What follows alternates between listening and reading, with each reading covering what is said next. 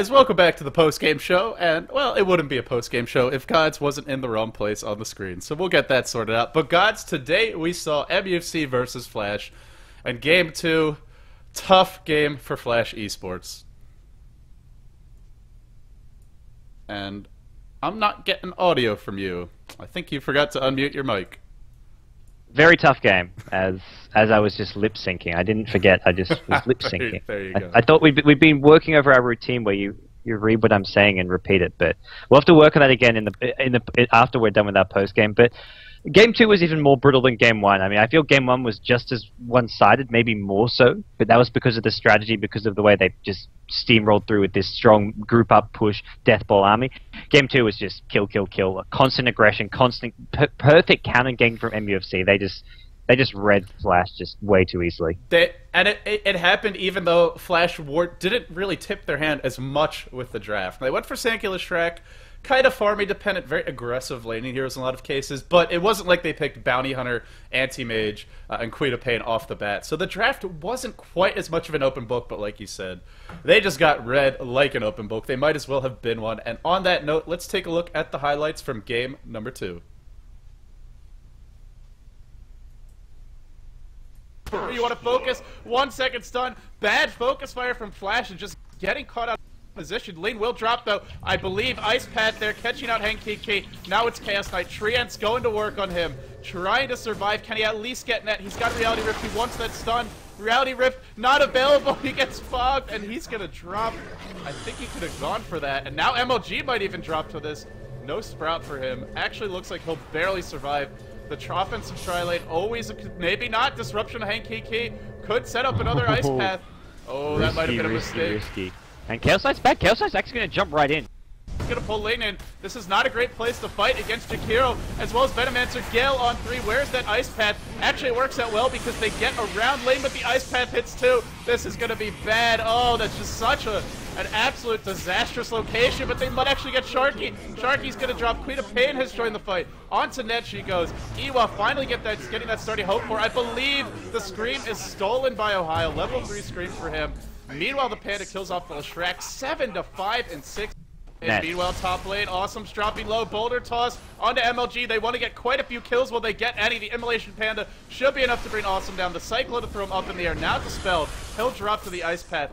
They get him and the Sand Kings. They don't actually get Kiki next in line. Ohio going to town. Ohio on a killing spree. It feels like a lot more. At the center, channeled on 3. DSF again trying to make huge plays. And did Ohio steal it? No, he had that Demonic Purge. In comes MLG. This will be our next kill, so it actually works out beautifully. Another kill, probably going to Ohio. It's Ling who snipes it 18-5. And what was first damage, aggressive hero killing lineup. DSF Burrow strikes in. I think he's got his ultimate. He does have the epicenter. Won't matter. Not going to get it off. MUFC have run away with this one. Don't see them losing from here, so they will be advancing to play Orange. Although Ewas gets something to say about it. Nope, not going to find any kills whatsoever. Rex will fall. GoDz, this is a team, and for MUFC, this is almost, I think we could say, they're international. Trying to beat Orange, trying to get into the LAN final. So a lot at stake for them as a team. Yeah, after not getting to play it. I kind of wonder how it's going to feel for Ice. It's, you know, he's the Singaporean representative. So he'll be like, what the hell are you guys fighting about? I don't even care about your Malaysian squabbles. Epicenter was stolen by Ohio. Probably going to kill MLG. Alright, GoDz, so that should wrap it up for this game. It's all just about cleanup. I think we can almost even start looking forward towards that Orange versus MUFC match. Yeah. What do you think about the matchup? How do you... this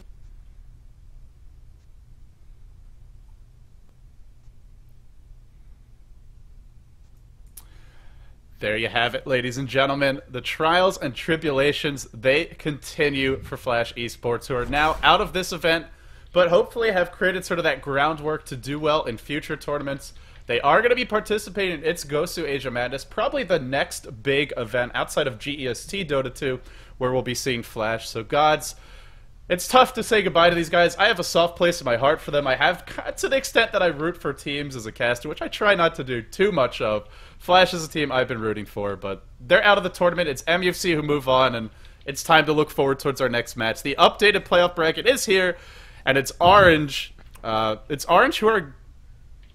Oh, no. So we don't have the updated playoff bracket. All right, we'll pretend that you guys did it. I've used the... Damn it. Damn it! I used the wrong source image.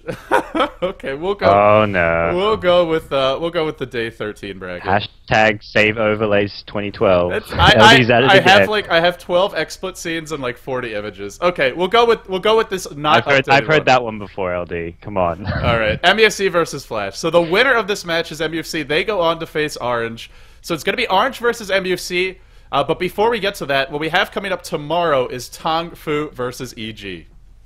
Well, the Western favorites, and for a lot of people, the fan favorites, EG, an organization, a team that you love them or you hate them, and they've managed to do all right. They finished fourth in their group, taking a draw against SQL and getting the draw against MUFC as well. So they're still in this. They're going up against Tong Fu, who I feel it's going to be tough for them, but they feel they may just have what it takes. They can just sort of pull out some cheesy strategies like they love to do. They can just prepare something unique and maybe sneak a win there. The problem is, who's waiting for them? Yeah, who's waiting for them indeed. And as we look at that bracket, it is LGD, who even in defeat, I gotta say, looked almost stronger than they did in the group stages, even to take a game off of DK, let alone in the epic fashion they did.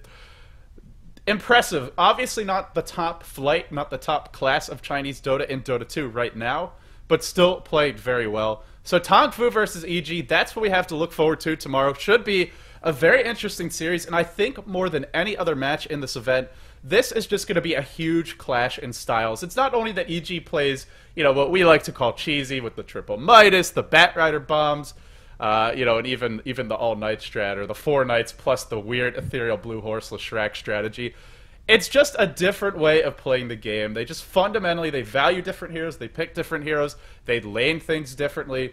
Across the board, it's just a huge clash and kind of contrast in, what's sort of your very standard old-school Chinese Dota from Tong Fu, and something very different and unique from EG.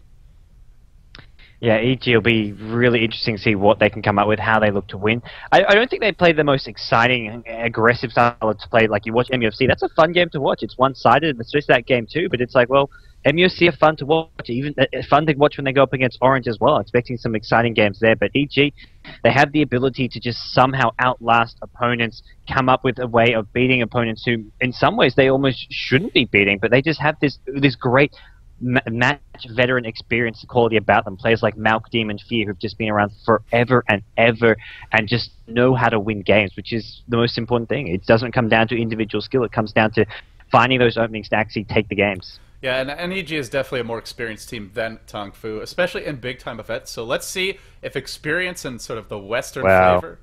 As far as experience goes, you've got Long DD. That guy is about... Yeah, that's true. That's true.